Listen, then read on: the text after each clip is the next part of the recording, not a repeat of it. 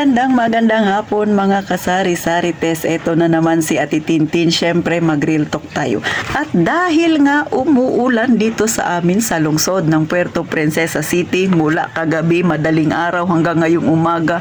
Ngayon ay hapon na. Medyo tumila siya pero madilim pa rin ang aming mga kalangitan dito. At dahil pagkaganyan nga ang itsura ng panahon mga kasari ay talaga namang tumalis rin. O syempre malungkot tayo kasi wala tayong masyadong benta. Kaya nga si Ate Tin mag-real talk tayo para naman matuwa-tuwa kayo habang nanonood kayo kay Ate Tintin. Alam ko masasapol yung iba dyan. Pero syempre bago mag-umpisa si Ate Tintin ng real talk ukol sa mga nangyayari sa ating tindahan, mga bagay-bagay, mga senaryo minsan na hindi mo alam kung matutuwa ka o maiinis ka, abay, mag-subscribe ka na kay Ate Tintin. At syempre pa, i-like mo rin ang video na ito. At kung relate na relate ka, mga kasari ha, huwag ka nang mahiya ha. Syempre, thumbs up ka dyan kay Ate Tintin. At sa mga datihan kong subscriber, maraming salamat mga kasari sa patuloy na pagsuporta kay Ate Tintin. Sana sa pamamagitan ng ganitong maritesa natin ay mapasaya ko kayo kahit kaunti. Kasi sa totoo lang ang pagtitindahan minsan nakaka-stress din. So si Ate Tintin nag-share lang ng aking experience sa aking tindahan. Ulitin ko lang, hindi ako mayaman, kaya hindi ako nag-advise ng payaman-yaman. Ang akin ay sinishare ko sa inyo yung aking journey sa pagtitindahan at real talk mga nangyayari sa ating tindahan. At kung wala kang tindahan, manood ka kay Ate Tintin, baka sakali kung magkaroon ka ng tindahan, aba, masasabi mo, tama nga si Ate Tintin, eto na nga, nararanasan ko na. So, tayo nang magkismisan. So, eto na mga kasari ha. Sa mga datihan ng mga may tindahan diyan, matagal ng tindera sa kanilang sariling tindahan. Naranasan mo na ba ito, Sisi? Yung marami kang gagawin sa kusina mo o kung ang tindahan ninyo ay kagaya kay Ate Tintin, eto yung tindahan, yan sa likod ko ay kusina ko na. Kung nakikita nyo, yan yung aking pintuan.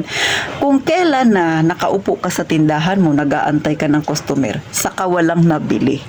Kung tatayo ka na dahil maglilinis ka sa kusina mo, siya namang dating ng maraming customer. Ako lang ba nakakaranas nun? O bakit ka natatawa? Nakaka-relate ka ba? Dahil totoong nangyayari yan sa'yo. Kaya ang ending, hindi mo matapos ang trabaho mo sa kusina. Bakit?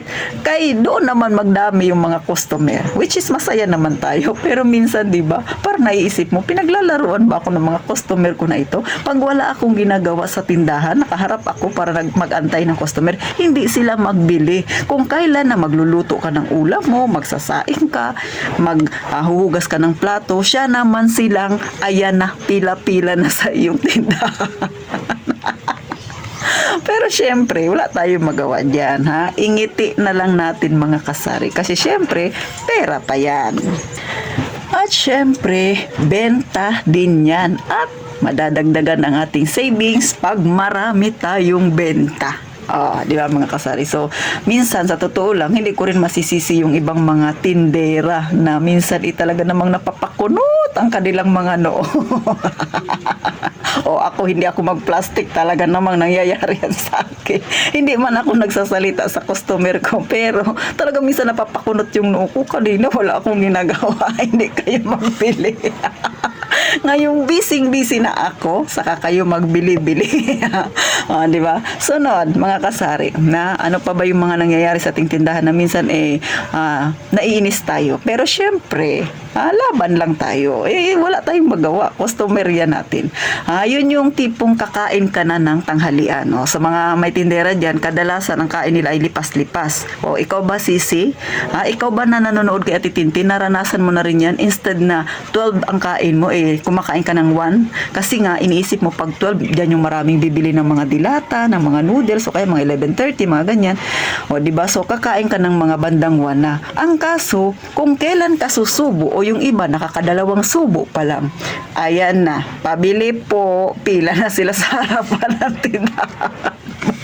Tuloy ang nangyari, nalipasan ka na ng gutom, tapos ganyan pa yung style, nabibili sila, nakakadalawang subo ka pa lang, nawawalan ka ng gana. Nangyari ba yan sa'yo, Sisi? Huwag kang mag-alala, parehas tayo.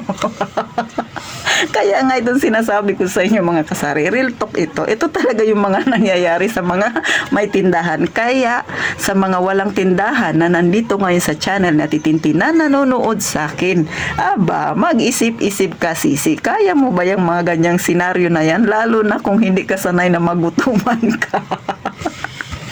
O, syempre, biro lang yan natitintin, pero totoo, kadalasan sa mga may tindahan, nangyayari talaga yan. At hindi natin maiiwasan yan. Hindi ko rin ba alam kung bakit itong mga customer natin ay ganyan. Bibili siya kung kailan ka kakain. O, di ba? Yung oras na ng kain mo, i-adjust mo kasi nag-aantay ka ng customer. Kaso walang bumili. Ngayon na nakakain ka, nasa ka sila tatambak sa harapan mo. Ang ending ulit, wala ka nang ganang kumain. So, ganun mga kasari. At marami pang mga senaryo na nangyayari sa atin, ha, mga kasari. Alam ko, yung iba dyan napapangiti kasi talaga namang relate sila sa sinasabi ni Ate Tintin. At hindi yan maiiwasan, mga kasari. So, ano pa ba minsan ang nangyayari sa ating tindahan kapag tumataas ang bilihin? Ano yung mga senaryo na nangyayari? Minsan, nagsasabi tayo kay customer na, Sisi, tumaas na naman yung ganito. Aba, minsan si customer, biglang napataas ang boses, napagtaasan niya tayong mga tindera ng boses. Ano ba yan? Tumaas na naman. Naranasan mo ba yan, Sisi? Parang ikaw yung pinagbuntunan ng taas ng boses ng customer na yan. Sa totoo lang, wala naman tayong kinalaman. Ano mang kinalaman natin kung tumaas yung mga bilihin na yan, di ba, mga kasari?